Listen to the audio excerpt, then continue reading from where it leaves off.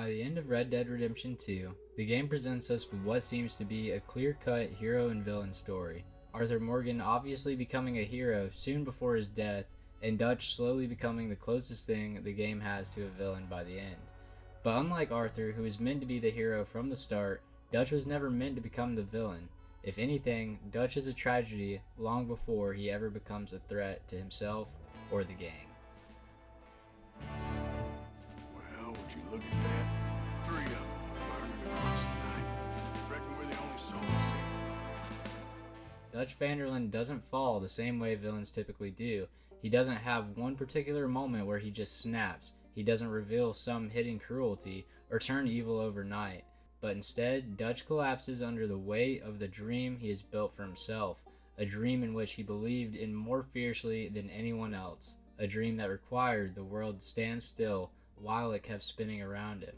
Dutch was not the villain, he was a believer, and believers are always the first to break. To understand Dutch, you have to forget what you know about who he becomes and remember who he was. Dutch wasn't just a leader, he was an idea. To Arthur, Dutch wasn't the gang's architect. He was the gang's meaning. Dutch gave order to chaos, and he gave purpose to men who otherwise had none. And he gave Arthur something more valuable than simply just survival, a story to belong to. When you get to be my age, well, you'll know that better than anything. Be well. I had fun with you today.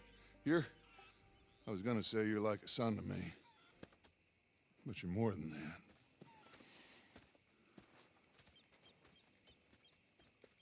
When Arthur says Dutch made him believe he could be better, he's telling the truth. Dutch's early philosophy isn't manipulation, though it's often written off as such, but it is hope. Dutch did believe in education. He believed in the liberation of the poor. He believed that civilization was crushing the human spirit, and for a time, he lived that belief. And that was the danger of Dutch. Not that he lies, although he certainly did, but so did every gang member, good or bad. But Dutch can also tell the truth so passionately that you forget to question him at all. Buddy, we're safe now. There ain't nobody following us through a storm like this one. And by the time they get here, well, we're gonna be long gone. We've been through worse than this before. Mr. Pearson, Miss Grimshaw, I need you to turn this place into a camp. We may be here for a few days. Now, all of you, get yourselves warm. Stay strong. Stay with me. We ain't done yet. The tragedy of Dutch Van Der Linde starts long before Micah, the Blackwater Massacre, or even the collapse of the gang occurs. And it seems to start from one thing that Dutch refuses to understand. The world around him is changing, and it doesn't care what he believes. Dutch's romantic idea of freedom cannot coexist with Pinkerton contracts, railroad monopolies, industrial expansion, federal law enforcement, and corporate money. In other words, Dutch is a man fighting a war that ended perhaps years before he was even born, as corporate banks and Pinkertons already existed. And industrial expansion was happening as early as the 1790s. This doesn't make Dutch a villain, it simply makes him outdated, a revolutionary born too late to revolt, and the more the world tightens around him, the more he clings to the myth that he built. As mentioned before, Dutch did lie, a lot. He constantly lies about only needing one more big score to set the gang free. He lies about having a plan. He lies about Blackwater and countless other things. But it's also important to remember where these lies stem from. Throughout the game, Dutch's lies seem to evolve from innocent, seemingly optimistic lies to strategic manipulation and power-projecting deception, to full self-delusion, which on the surface makes it easy to call him the manipulative villain of the RDR2 story. But that's what makes Dutch one of the most complex characters in the gang and even in gaming history. All of Dutch's lies can be boiled down to one, and that lie isn't that Dutch is right, but it is that he can't be wrong.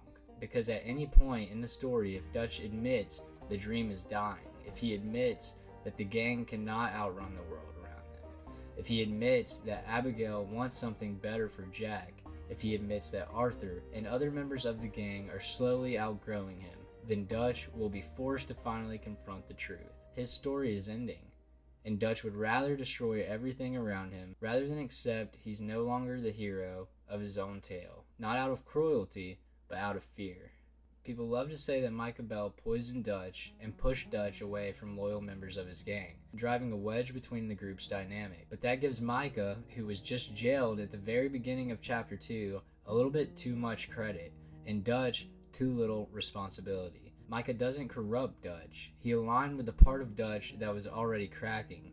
Micah represents impulse, violence, the shortcut, and the easy excuse, and the version of Dutch that wins now instead of waiting for a plan. Micah is Dutch, just without the charisma or the poetry, without the philosophy, without the mask.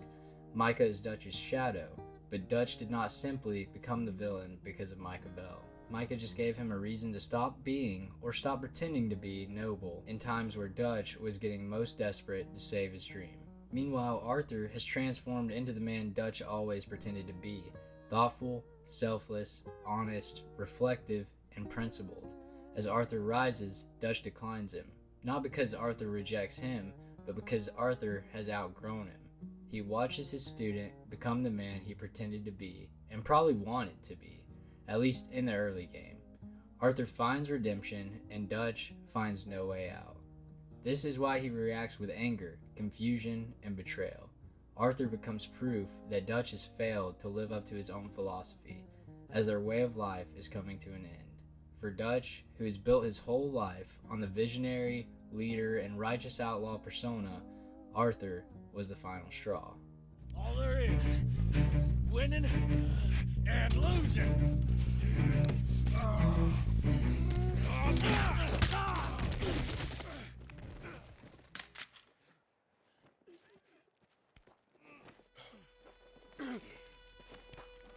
Oh, Black Lung.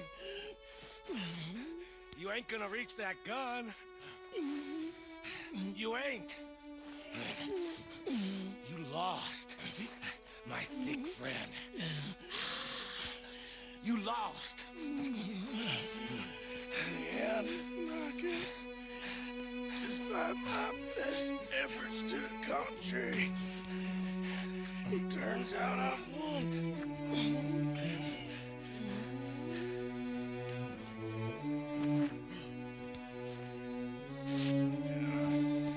God damn you. It is over now, Arthur. It's over. Oh, Dutch. He's right. You know it, and I know it. He's sick. He's dying. He's talking crazy. Up there on the ridge. I gave you all I had. I did.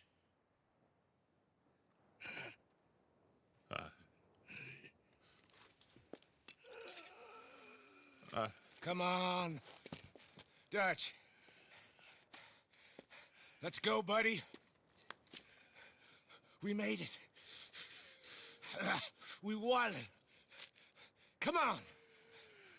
John made it. He's the only one. The rest of us... No. But I tried. In the end, I did. Come on. Let's go. We can make it.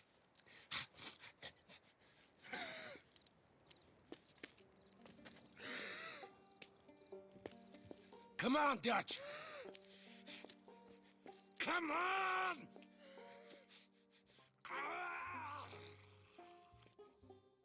In Dutch's last major act in the story, standing over Arthur and Micah as the world around them collapses, he finally admits, at least silently, what he's known for years. He's lost the gang long before the gang lost him. This is the point where most people say Dutch betrayed Arthur, or where Dutch chose Micah, but in my opinion, those takes miss the point. At this point, every belief Dutch held about family, freedom, loyalty, justice, and destiny had fallen apart right in front of him and turned against him, and he simply walks away.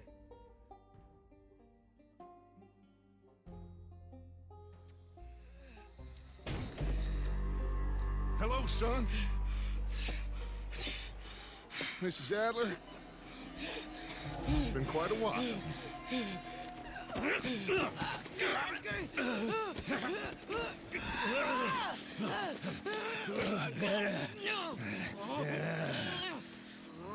Now, John. Now.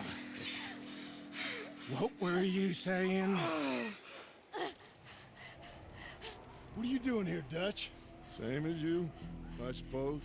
Dutch and I are teaming up once more. We got money. We got dreams. Join us, John. Join us. Let her go. Now, I can't do that, John. Dutch. Dutch, come on now.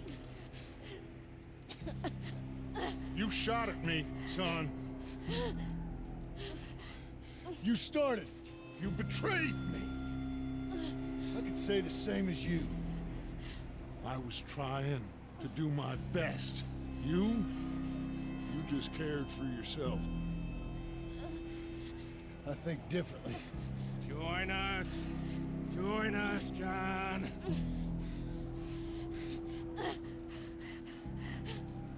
Let her go! She ain't well. I don't want to kill you, John. Arthur saved my life. More than once. Arthur's been dead a long time. This is a new century. Dutch. Dutch.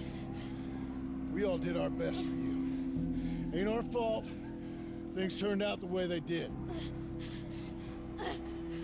Dutch, killing me won't solve nothing. Put down your gun, Marston!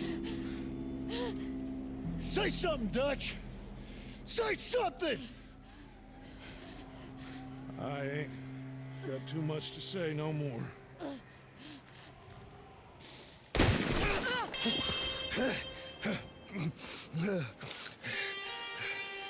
You shot me.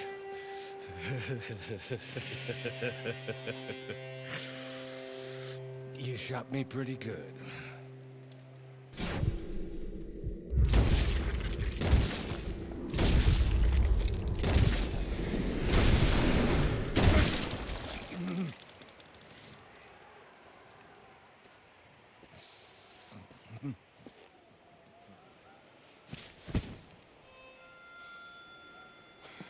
Thank you.